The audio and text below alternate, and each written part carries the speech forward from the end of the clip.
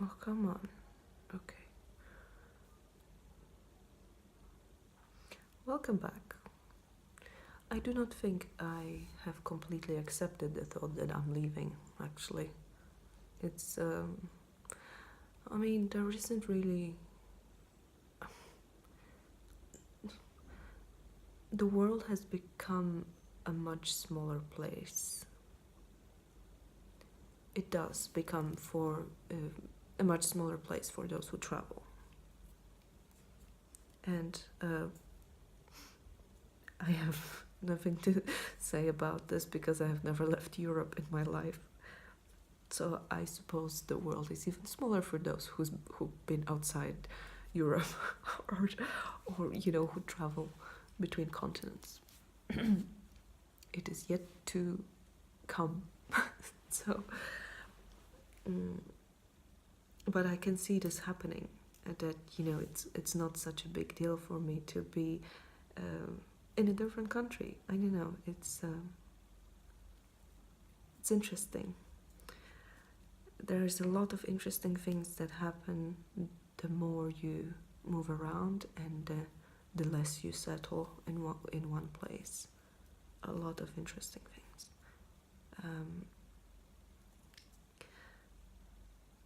So that's why I think this leaving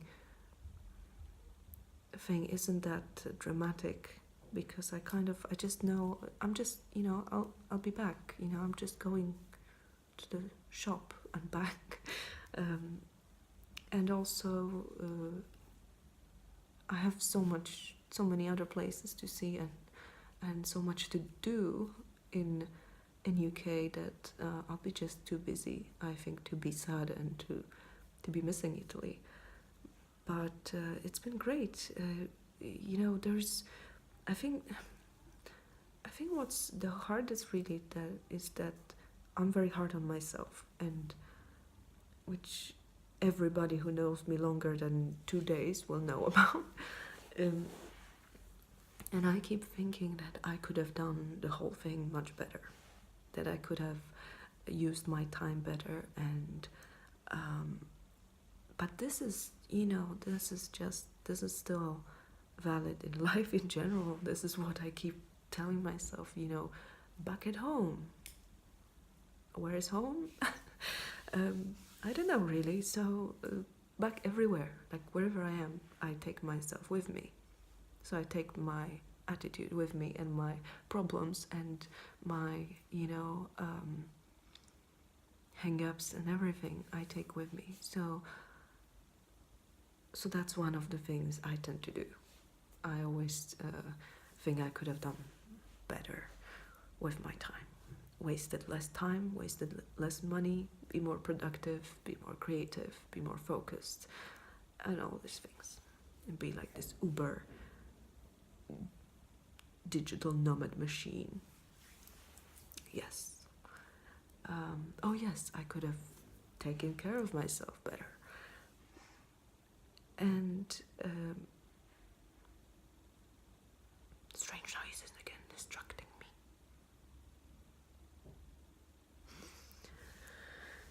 So when I was planning the trip, I was thinking I had so much time to look up the things I want to see and to know exactly where I want to go, which isn't necessarily my I'm not the checklist traveler. I don't really care if I miss something. There are like key points, key things I really want to see, and then the rest is getting lost in the city and roaming the streets and just really feeling wherever you are and doing just normal human things. So it's not just about running from place to place and crossing things off the list, definitely. But it's nice. It's nice to create kind of your own map of wherever you're going. I think your own mental map, And so yeah, one of the things is that where I tend to avoid wherever people go. So sometimes I might miss a lot of famous things because I just don't care that much. And very often, the best things hide exactly in the less known places. It's like a regular thing. Mm. So yeah, it's been hard to no. So I thought I'm gonna at least have an idea of things that I want to share on Dark Curiosity and explore and document and things like that. And I bought these books, and there was Secret Milan, Secret Naples, and Secret Rome. And I didn't really look inside at all. So I thought, okay, next time. So there's that. So I kind of, on the plane, I had no idea my plane was, to Malta first. And I was just like, I'm not ready at all. Like, I have no idea what I'm doing. Of course, I booked stuff. I booked like the cheapest stuff I could find. As I said, it wasn't Airbnb because I'm me and I decided against last minute. But I'm probably not gonna do this next time. Next time it's gonna be Airbnb. And yeah, I mean, what was I thinking? So, was I thinking I was gonna live on pizza and pastry? Perhaps. So, yeah, so that goes into taking care of myself on the road.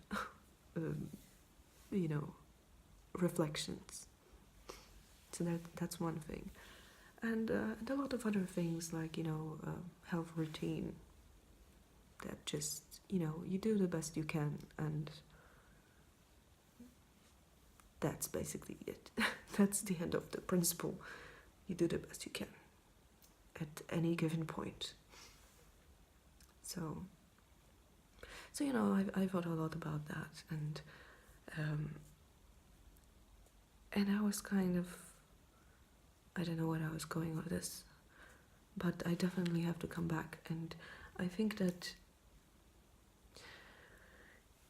there is a lot to that. I'm already planning. I'm already coming back.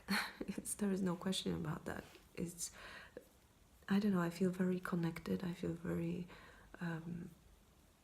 almost at home, I would say. I love Italian people, even if sometimes I had moments when they made me sad because I don't speak the language yet. So even though I speak French and I understand a lot, but I miss being able to really communicate on a deeper level, which is the case with other languages I speak, which is Polish, English, and French. So, and all those languages, I mean, obviously Polish, but French and English I learned in school, and coming to the country, coming to France, coming to England, I already had the basics, more than basics, and of course it was like the first moment to adapt to the accents and to the the way people actually speak in real life, but I knew the language, and here it's like, okay, I don't, and I have to, and I'm learning by myself, so it's a bit more tricky. And of course, when you're learning by yourself, you kind of have less pressure and less this kind of discipline and rhythm in, because it's like here and there, you get something, but in the school you're like, okay, every day or every second day you have, anyway, it's like in school. So there is that it's quite interesting. I'm not gonna say, I'm not gonna be like, oh, this is such a massive shock, and you just feel so alienated. No, it's pretty, it's Europe, it's where stuff is, how to manage. But there were moments when I come and up with this kind of like apologetic, sorry, I don't speak the language, and I'm, poor me. and some people don't really take it very well. They're some are very helpful, and I found people who are completely, I said I don't speak the language, they don't really care. They carry on. They won't even slow down. Actually, some were speeding up.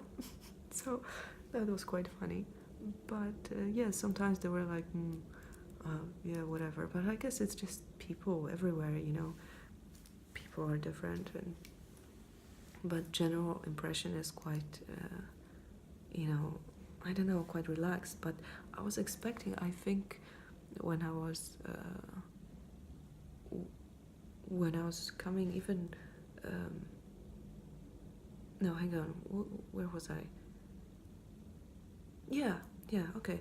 I was expecting more like being bothered by people, um, which I have experienced a lot in Paris. Just kind of like constantly being bothered by someone with something.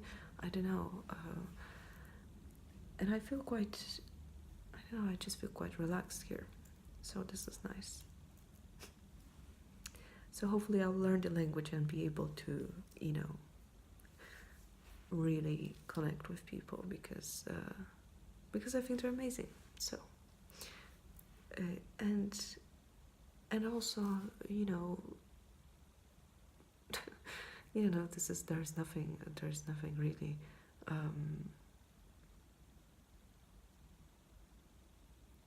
kind of it's not rocket science, like, oh, different parts of Italy are different. I've been to 3 cities, I know everything. Yeah, fuck off with that. But yes, I don't know, I want more of this place. Anyway, why am I saying all this? I'm gonna catch a breath. Yeah, I really don't know how to do that yet, do I? This is very strange. All this is very strange.